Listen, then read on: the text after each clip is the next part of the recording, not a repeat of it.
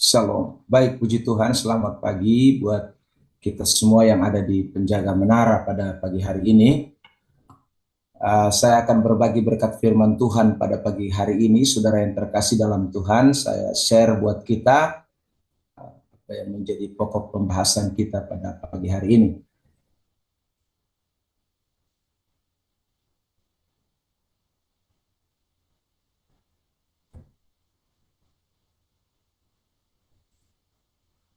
Ya, sabar ya.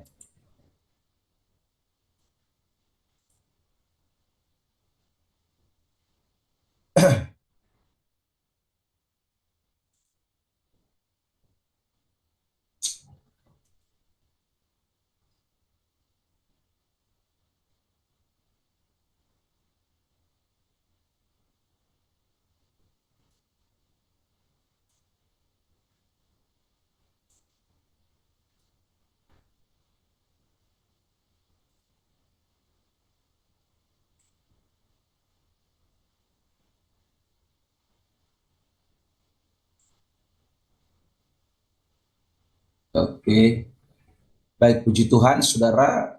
Pagi hari ini saya akan berbicara tentang manusia yang mencari kepuasan. Ini adalah tema daripada apa yang akan kita bahas.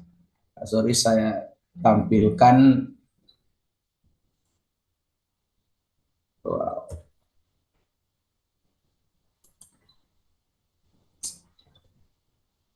Ya,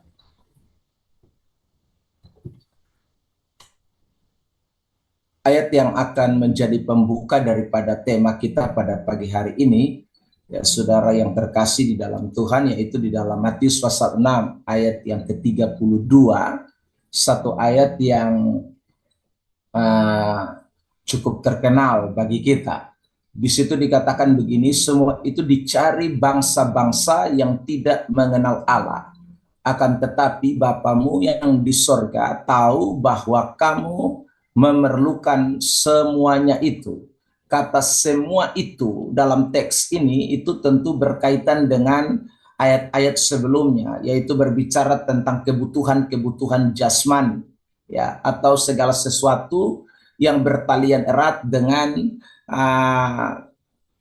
hal-hal material, ya saudara, entah itu makanan, entah itu pakaian, ya. Kalau kita memperhatikan di dalam teks ini, Yesus katakan itu dicari bangsa-bangsa yang tidak mengenal Allah. Nah, kalau kita berbicara soal kebutuhan-kebutuhan itu, tentu ini berkaitan erat dengan sesuatu yang mendatangkan kepuasan secara jasmani, ya, kepuasan secara lahiriah, dan itu dicari oleh bangsa-bangsa yang tidak mengenal Allah, ya saudara. Itu dikatakan di dalam teks itu. Akan tetapi bagi kita orang-orang Kristen, anak-anak Tuhan, Bapa kita di sorga mengetahui bahwa semua yang dicari oleh bangsa-bangsa atau segala sesuatu hal-hal yang bersifat kepuasan jasmani, itu Tuhan atau Bapa di sorga menyediakan bagi kita semua yang memerlukannya. Karena itu di ayat yang ke-33, di situ dikatakan suatu pernyataan kontras bahwa carilah dahulu kerajaan Allah dan kebenarannya, maka semuanya itu akan ditambahkan kepadamu. Jadi kepuasan-kepuasan secara jasmani, saudara yang terkasih di dalam Tuhan, yang dicari oleh bangsa-bangsa yang tidak mengenal Allah, itu adalah sesuatu yang akan ditambahkan. Kita bukan mencari kepuasan-kepuasan yang duniawi itu. Kita bukan mencari kepuasan-kepuasan yang lahiriah itu, tetapi kita diminta untuk mencari kepuasan yang rohani, kepuasan yang kekal, kepuasan yang tiada taranya. Saudara yang terkasih di dalam Tuhan, itulah yang dikehendaki oleh Allah. Nah, saudara yang terkasih, karena itu kalau kita berbicara mengenai kepuasan, ya, definisi daripada kepuasan itu adalah suatu keadaan batin, dikatakan ketika seseorang merasakan kecukupan karena apa yang diinginkan atau dibutuhkannya itu telah terpenuhi, entah itu secara jasmani ataupun secara rohani.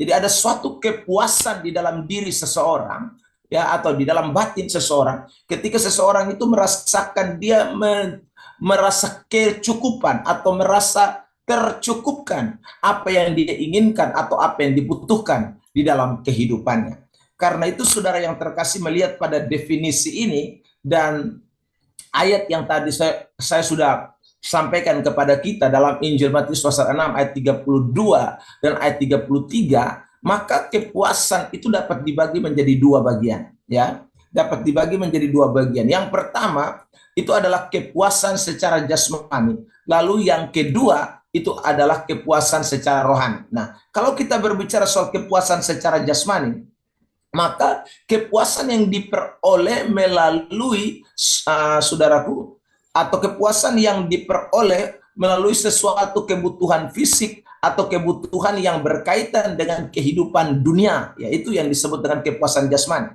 Tadi saya sudah memberikan contoh makan, minum, pakaian, ya, segala sesuatu yang ada dalam dunia ini, itu ketika terpenuhi, itulah yang disebut dengan kepuasan, ya. Itulah yang disebut dengan kepuasan secara jasmani. Sementara kepuasan rohani adalah, nah, ini bisa lihat ayatnya, Mazmur 104, lalu kemudian ayat 14 dan ayat 15. Lalu kemudian kepuasan rohani itu dapat juga diartikan sebagai suatu keadaan di dalam diri kita atau dalam jiwa kita, di mana kita memiliki hubungan yang benar dengan Allah, ya. Kepuasan jasmani itu adalah kebutuhan-kebutuhan jasmani kita terpenuhi, seperti ayat di dalam dalam kitab 2 Timotius 1 Timotius 6 ayat 17 dan juga kitab Mazmur 104 ayat 14 dan 15, ya. Sementara kepuasan rohani itu adalah bicara soal bagaimana jiwa saudara dan saya itu memiliki hubungan yang benar dengan Allah. Jiwa saudara dan saya itu memiliki hubungan yang benar dengan Tuhan. Dan ini kita bisa lihat juga dalam beberapa ayat, ya. Saya mau tekankan ini bagi kita. Dalam Mazmur 63 ayat yang ke-6, di situ dikatakan, seperti dengan lemak dan sumsum jiwaku dikenyangkan, dan dengan bibir yang bersorak-sorai mulutku.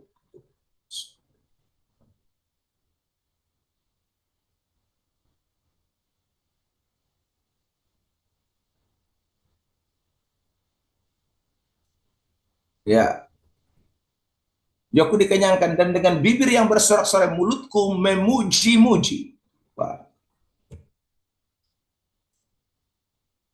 Sorry ya, saya punya di sini tampil. Minta maaf ya, saya coba ganti.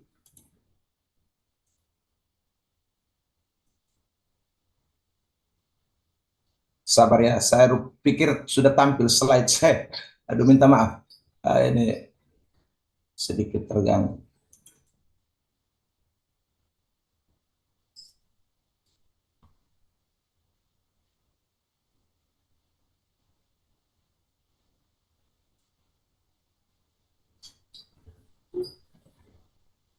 Oke, sabar ya sedikit. Ya, baik.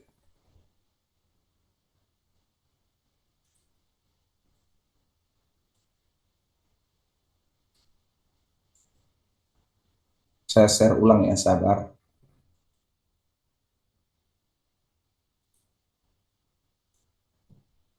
Ya. Oke, baik. Apakah sudah bisa dilihat di slide ya? Puji Tuhan.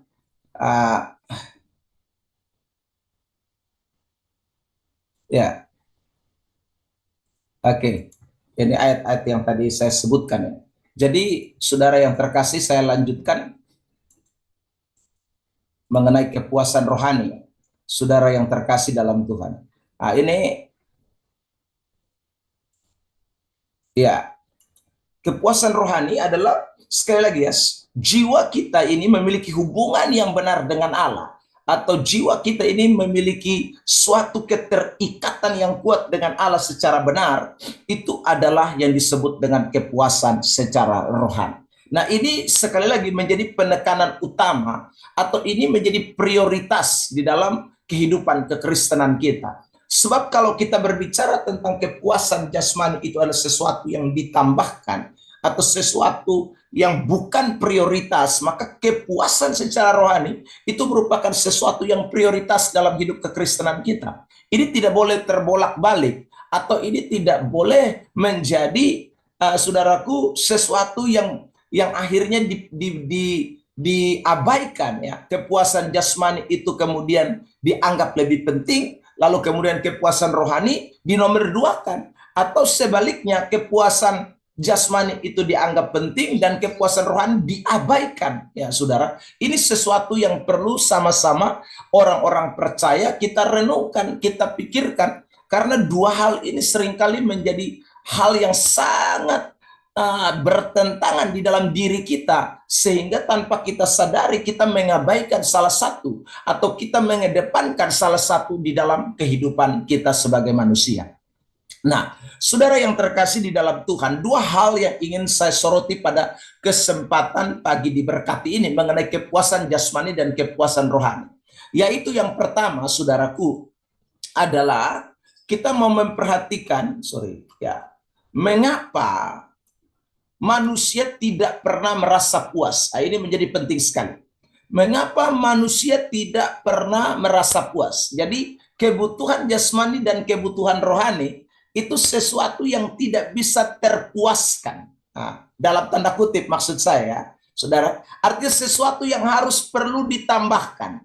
Ya, kalau kita berbicara soal kepuasan, itu saudara yang terkasih di dalam Tuhan, sesuatu yang berlaku hanya sementara dalam diri kita. Sesuatu yang tidak berlaku secara permanen dalam satu kali, ya. Tidak ada orang saudara yang terkasih dalam Tuhan, saya beri contoh ya, misalnya makan hari ini, ya. Dia puas makan hari ini, lalu kemudian besok dia tidak makan lagi, tidak bisa, ya saudara. Orang makan hari ini dia merasa puas, tapi besok dia akan rindu lagi kepuasan itu, ya. Dia akan menginginkan lagi kepuasan itu, dia akan merindukan lagi, sehingga besok kita akan makan lagi, lusa kita akan makan lagi, ya saudara. Ya, itu sesuatu yang tidak akan pernah berakhir. Makanya saya memberikan pernyataan di sini, manusia tidak akan pernah merasa puas. Nah, sebaliknya juga dengan kerohanian kita. Saudara yang terkasih, kita sudah doa pada pagi hari ini dan kita menikmati hadirat Allah, kita merasakan kepuasan rohani hari ini. Tetapi saudara, kepuasan rohani hari ini itu tidak bisa permanen selama-lamanya. Itu tidak bisa terus-menerus selama-lamanya. Makanya besok pagi saudara hadir lagi, saudara dan saya kembali lagi berdoa. Bahkan saudara, jangankan besok pagi, mungkin sebentar ya dalam perjalanan kita, ada yang mungkin saudara yang terkasih punya kegiatan doa di gereja, ya kembali lagi berdoa. Ada yang mempunyai kegiatan doa pribadi, kembali lagi berdoa, saudara. Karena memang kepuasan secara rohani itu juga tidak pernah bisa tercukupi hanya dengan satu kali. Tidak bisa terpenuhi dengan hanya satu kali. Itu akan terus berlangsung secara terus-menerus. Ya, saudara yang terkasih di dalam Tuhan. Itulah yang disebut dengan kepuasan. Jadi kalau kita berbicara sekali lagi mengenai kepuasan, itu sesuatu yang tidak kontinu dalam diri manusia. Ya, itu sesuatu yang harus terus tercukupkan. Itu adalah sesuatu yang harus terus-menerus dipenuhi dalam keseharian kita. Nah, sekali lagi tergantung bagaimana kita menanggapinya. Yang pertama, apakah kita meresponi atau menanggapi kebutuhan jasmani itu yang menjadi prioritas untuk kita puaskan tiap hari, atau sebaliknya, kita menganggap bahwa kebutuhan rohani itu sesuatu yang sangat prioritas, sangat penting, sehingga kita penuhkan, kita puaskan terus-menerus. Nah, saudara yang terkasih, pertanyaannya sederhana. Mengapa kok manusia tidak pernah merasa puas? Yang pertama, saudara, karena manusia itu diciptakan dengan kerinduan yang luar biasa. Ya. Jadi memang Allah menciptakan manusia itu dengan satu kerinduan untuk terus memenuhi kepuasan dirinya. Ya. Itu Allah yang melakukan. Saya memberikan beberapa catatan ayat. Misalnya, dalam Pengkhotbah pasal 3 ayat 11. Ya, kalimat ini mengatakan dengan jelas, Ia membuat segala sesuatu indah pada waktunya. Bahkan Ia memberikan kekekalan dalam hati mereka. Nah, kata kekekalan di dalam teks ini, itu menunjukkan suatu unlimited. Waktu yang tak terhingga. Ya. Mengenai apa, saudara yang terkasih dalam Tuhan? Ini mengenai kepuasan, ya, mengenai kerinduan di dalam hati kita, ya. Karena kalau kita membaca ini, segala sesuatu Tuhan buat, ya. Tuhan sudah buat hari ini baik, Tuhan sudah buat besok lagi baik, tapi kita akan terus merindukan yang baik. Kita akan terus menginginkan hal yang baik itu. Kita tidak ada bilang menginginkan hal kebaikan itu cuma satu kali. Apapun itu, saudara. Hari ini kita sudah mengalami mujizat. Kita terpuaskan dengan mujizat dan kita katakan itu sesuatu yang indah. Tetapi apakah besok kita tidak merindukan mujizat lagi? No. Besok kita akan tetap merindukan mujizat. Itu berarti mujizat hari ini tidak memberikan kepuasan selama-lamanya. Hanya memberikan kepuasan hari ini, saudaraku yang terkasih. Karena Tuhan memberikan kekekalan di dalam hati kita. Kerinduan yang tak pernah berhenti. Tetapi manusia tidak dapat menyelami pekerjaan yang dilakukan Allah dari awal sampai akhir. Ya, jadi saudara yang terkasih dalam Tuhan, makanya hari ini saya ingin tekankan lagi, kalau sampai kita hanya mengalami kepuasan tok satu hari saja, ya, misalnya saudara yang terkasih dalam Tuhan, hal rohani kita itu terlebih dahulu, saya ingin tekankan, ya, kalau rohani saudara hari ini terasa terpuaskan dan besok Anda tidak lagi memuaskan rohanimu, itu berarti posisi kepuasan rohanimu itu telah diambil alih oleh kepuasan jasmani, ya. Engkau beralih, ya, dari kepuasan rohanimu hari ini kepada besok kepuasan jasmani. Ya, saudara yang terkasih dalam Tuhan. Ini sesuatu yang seringkali terjadi. Sehingga orang berpikir bahwa dia berdoa satu kali atau dia mendengarkan firman satu kali doang, ya. Lalu kemudian dia tidak lagi mendengarkan. Sudah di saat itu sebenarnya kekosongan terjadi dalam kehidupan kerohanian kita. Di saat itulah, saudaraku, kepuasan kerohanian kita itu tidak terpenuhi. Ya, sehingga itu akan mengakibatkan yang namanya kemiskinan rohani. Itu akan membuat akhirnya orang menjadi, saudaraku, kerohaniannya itu menjadi dangkal. Kerohaniannya itu menjadi tidak tercukupkan, sementara jasmaninya yang dipenuhi. Nah, saudara yang terkasih di dalam Tuhan Yesus Kristus, itu hal pertama yang kita harus sadar. Jadi ingatlah baik-baik bahwa ternyata dalam diri saya dan saudara itu ada suatu kerinduan tiap hari yang Tuhan sudah taruh dalam diri kita. Tidak pernah itu, saudara. Ya, tergantung sekarang Anda menyikapinya dengan sikap meresponinya yang kemana. Itu yang menjadi pertanyaan.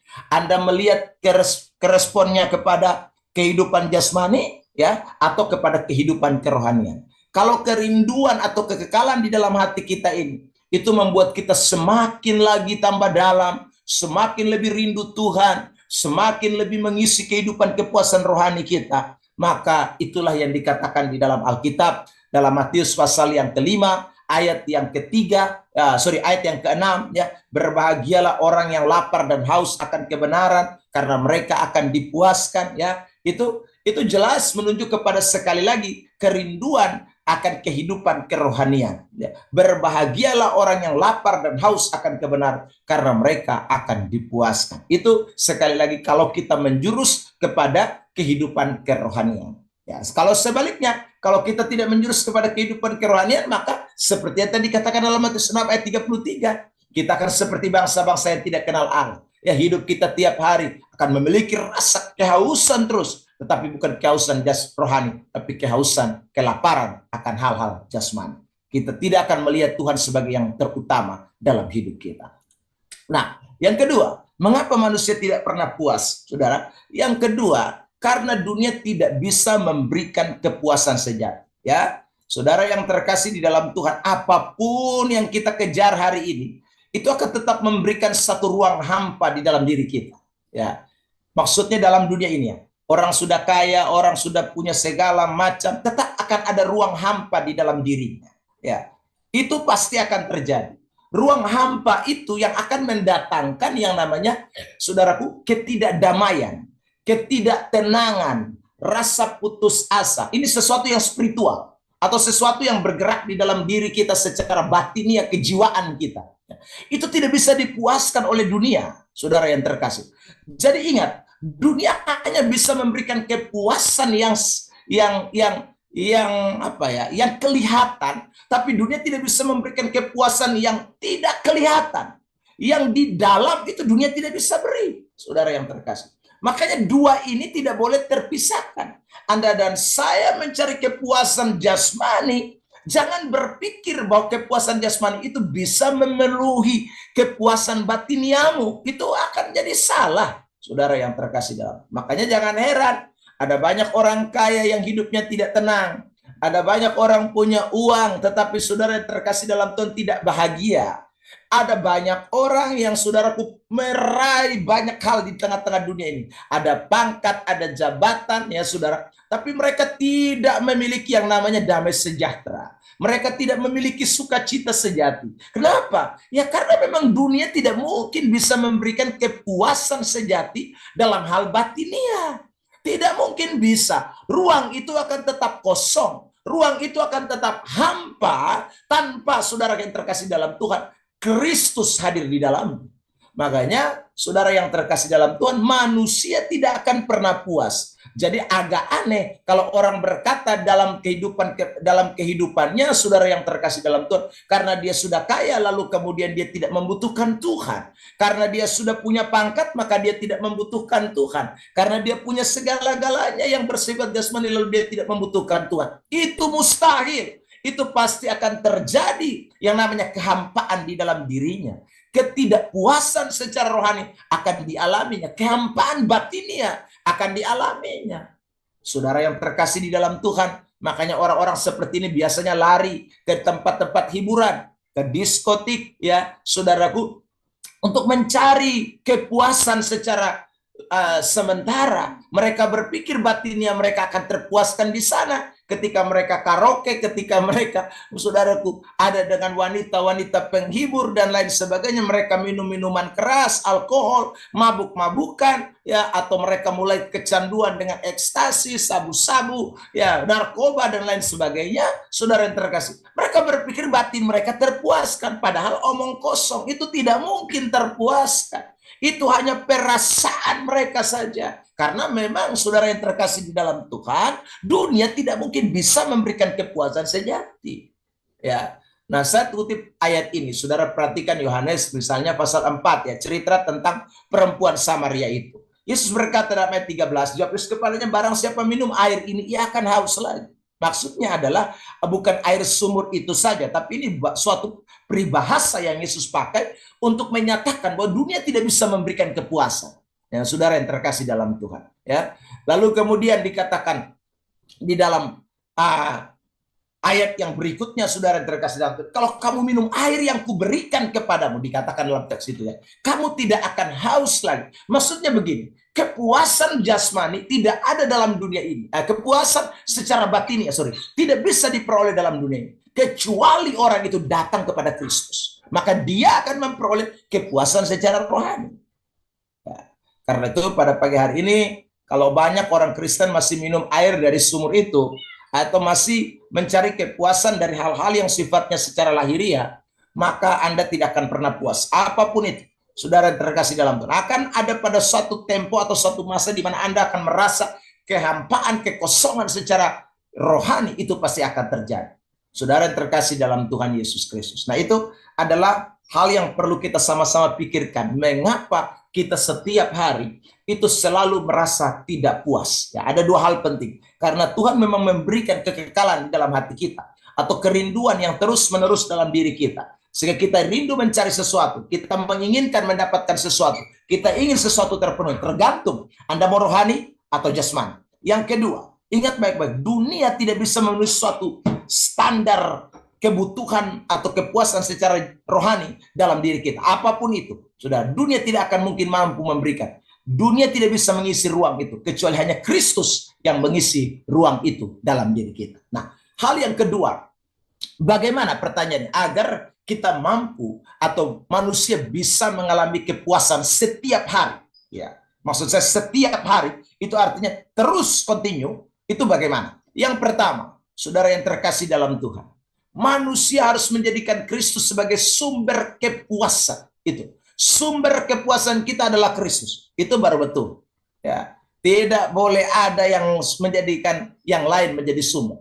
Kalau sumbernya adalah uang, harta, pangkat, jabatan, tadi saya sudah jelaskan itu, mustahil Anda bisa puas setiap hari. Anda bisa mengalami kepuasan setiap saat. Anda bisa mengalami kepuasan setiap waktu. Mustahil.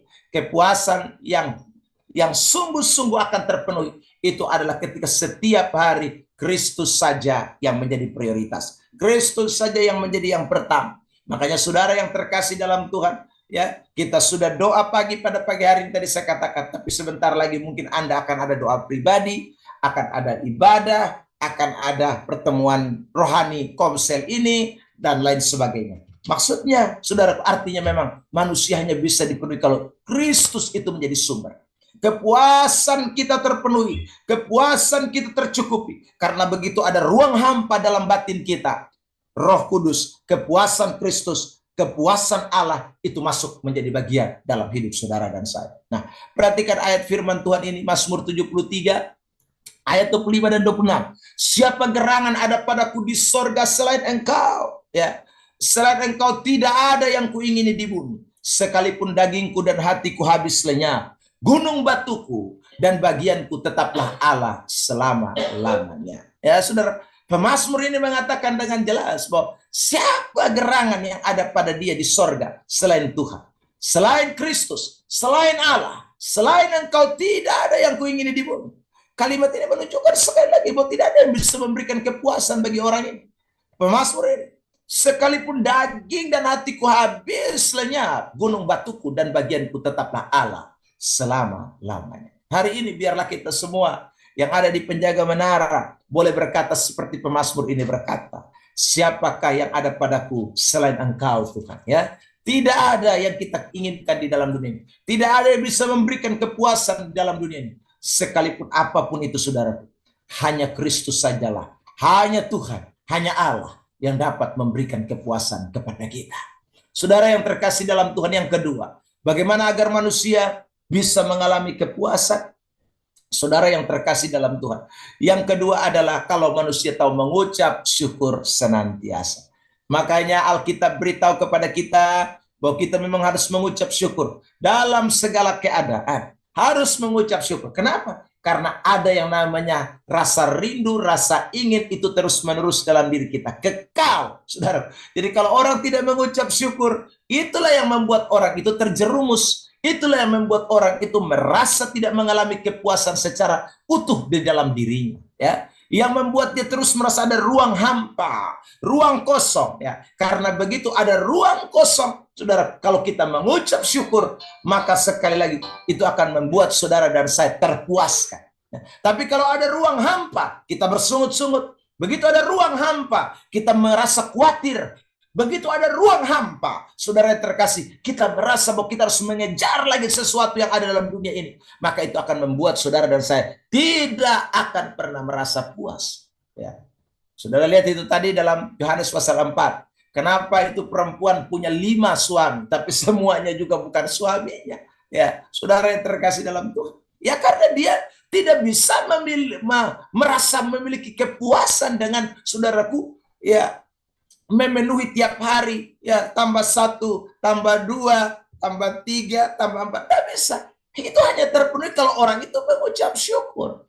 Anda, sekali lagi, kita semua yang sudah berkeluarga, sudah suami istri, ya, yang punya hubungan pernikahan tidak tahu sudah berapa lama, ya, 5, 6, 7, 8 tahun, ya bukan karena kita sempurna, bukan karena suami kita sempurna, bukan karena istri kita sempurna, enggak. Tapi karena kita tahu mengucap syukur senantiasa. Kalau kita tahu mengucap syukur senantiasa, saudara yang terkasih dalam Tuhan, terpenuhilah itu kepuasan di dalam keluarga kita, di dalam rumah tangga kita. Saudara yang terkasih di dalam Tuhan, kalau kita tidak mengucap syukur dengan kehidupan hubungan suami istri kita, ya saudara, hubungan keluarga famili kita hari ini, ya itulah rumah tangga pecah. Ya, jangan heran makanya ada terjadinya perselingkuhan. Ada yang punya wanita idaman lain, ada yang punya pria idaman lain. Satu, ya karena dia tidak mengucap syukur. Saudara yang terkasih dalam Tuhan, kenapa orang korupsi? Ya karena tidak mengucap syukur dengan gaji yang diberikan. Ya begitu lihat gajinya 5 juta, ya saudara yang terkasih dalam Tuhan, dia tidak mengucap syukur. Makanya dalam kitab Roma pasal 12 ayat yang ketiga di situ dikatakan, janganlah kita memikirkan hal-hal yang tinggi-tinggi ya, tetapi saudaraku sesuai dengan ukuran iman yang Tuhan anugerahkan kepada kita.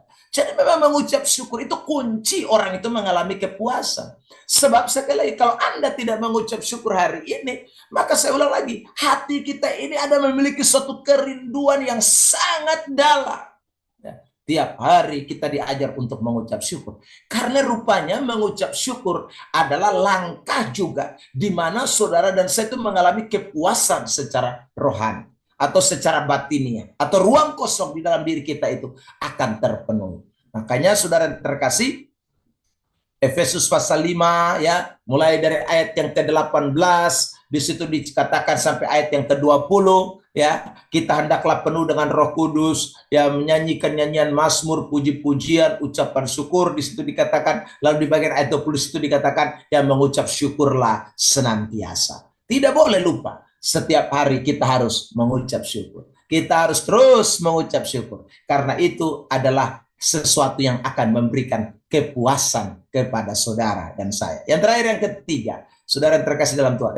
Kita baca dulu ayat ini ya. Filipi pasal 4 ya, ayat 11 sampai 13. Kukatakan ini bukanlah karena kekurangan, sebab aku telah belajar mencukupkan diri dalam segala keadaan. Nah, kata ini jelas. Belajar mencukupkan diri dalam segala keadaan. Ini berarti Paulus sudah mengatakan bahwa memang tidak ada pernah rasa yang namanya puas, saudaraku. Tapi kata mencukupkan diri ini juga berarti bahwa dia tahu mengucap syukur. Aku tahu apa itu kekurangan dan aku tahu apa itu kelimpahan. Dalam segala hal, dalam segala perkara, tidak ada sesuatu yang merupakan rahasia bagiku. Baik dalam hal kenyang maupun dalam hal kelaparan. Baik dalam hal kelimpahan maupun dalam hal kekurangan. Segala perkara dapat kutanggung di dalam Dia yang memberikan kekuatan kepadaku. Kalimat ini jelas menunjuk pada kalimat mengucap syukur. Segala perkara dapat kutanggung di dalam Dia yang memberikan kekuatan kepadaku. Jadi puji Tuhan, kalau Tuhan kasih kita kenyang, mengucap syukur. Kalau Tuhan izinkan kita ada mengalami kekurangan, mengucap syukur. Saudara yang terkasih dalam Tuhan. Karena itu kunci dari kepuasan. Jadi kunci kepuasan bukan ada pada kelimpahan. Bukan karena kita kenyang. Bukan karena kita kaya. Bukan. Kunci kepuasan itu karena mengucap syukur. Ya. Kaya tapi tidak mengucap syukur, tetap tidak puas. Ya, saudara yang terkasih. Ya, kenyang tapi tidak mengucap syukur, tetap tidak puas. Ya. Jadi kuncinya bukan pada kaya, bukan pada keadaan kita, bukan pada kekurangan kita, tapi kuncinya ada pada mengucap syukur. Waktu orang mengucap syukur, di situ terjadi kepuasan. Saudara yang terkasih dalam Tuhan, yang ketiga adalah menjadi berkat bagi orang lain. Ya.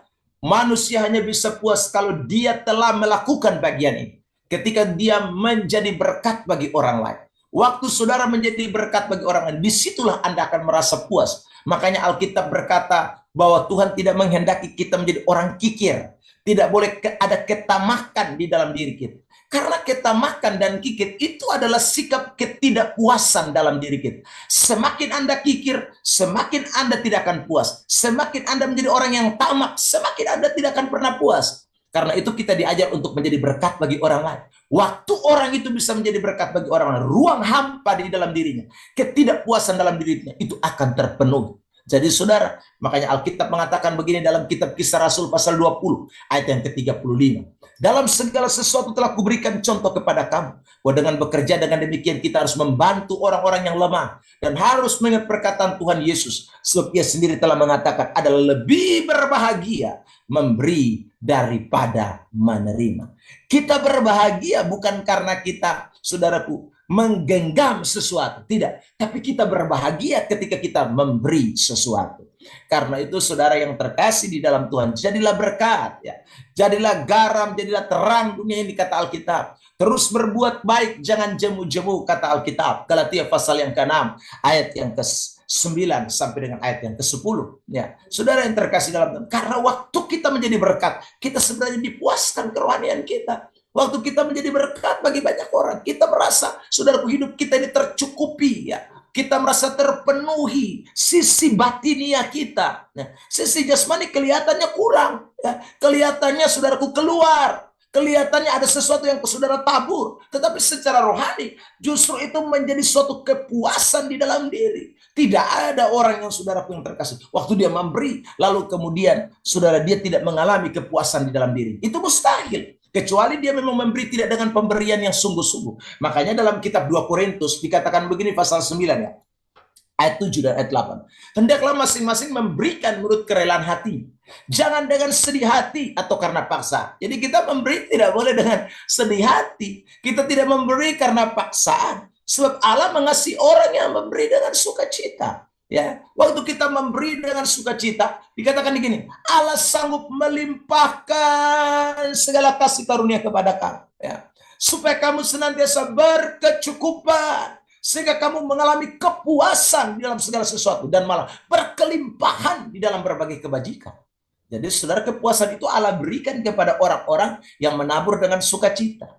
Kepuasan itu Allah berikan ketika seseorang itu dengan rela hati melakukan segala sesuatu menjadi berkat bagi banyak orang. Ketika kita melakukan sesuatu dengan paksa, ketika kita melakukan sesuatu dengan tidak rela hati, mana ada saudara mengalami kepuasan? Ya, tidak akan pernah puas. Ya, itulah orang-orang yang tamak. Itulah orang-orang yang tidak mau jadi berkat. Tapi waktu kita jadi berkat, saudara, bahkan mungkin kita melakukan suatu pengorbanan yang cukup besar bagi orang lain. Ya. Tetapi ketika kita melakukan itu dengan sukacita, itu tidak jadi beban. Justru menjadi suatu kelegaan. Karena Allah melimpahkan segala kasih karunia-Nya berlimpah atas hidup kita. Nah, pada pagi hari ini, saudara terkasih dalam, saya percaya semua kita yang hadir pada pagi rindu kepuasan sejati. Ya, kepuasan sejati sekali lagi, itu hanya bisa terjadi kalau kehidupan kerohanian kita tercukupkan.